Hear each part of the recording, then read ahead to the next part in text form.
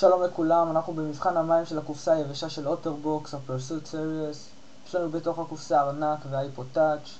נסגור את הקופסה, נבדוק שהיא אטומה לגמרי, מכל הכיוונים.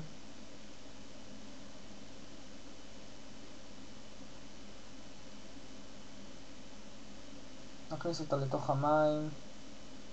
נשים עליה משהו כבד כדי שלא תצוף. ונשאיר אותה כמה זמן תחת המים.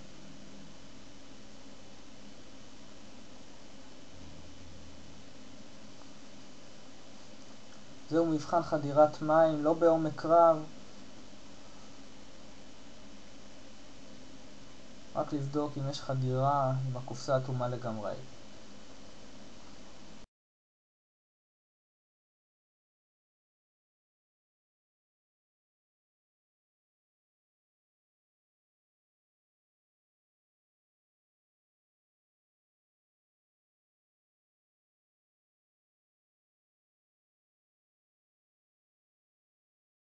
הנה נוציא את הקופסה, את ה-Pursuit, נוציא אותה החוצה, נבדוק מה מצב האייפוד שלנו, הארנק. הנה הקופסה שלנו, הרגע יצא מהמים. הנה הקופסה היבשה של אוטרבוקס שהייתה כמה דקות בתוך המים עם אייפוד טאץ' וארנק. בואו נבדוק אם הקופסה שלנו עבדה במבחן והמוצרים יבשים. הנה אנחנו רואים שהארנק והאייפוד יבשים לגמרי. הקופסה עמדה במבחן בהצלחה. קופסה יבשה בפנים.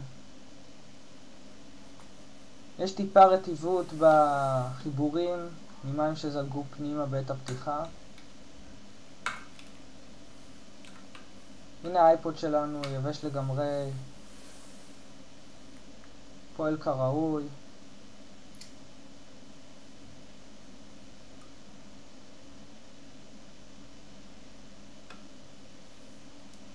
כן, הקופסה עבדה בהצלחה, עמידה במים.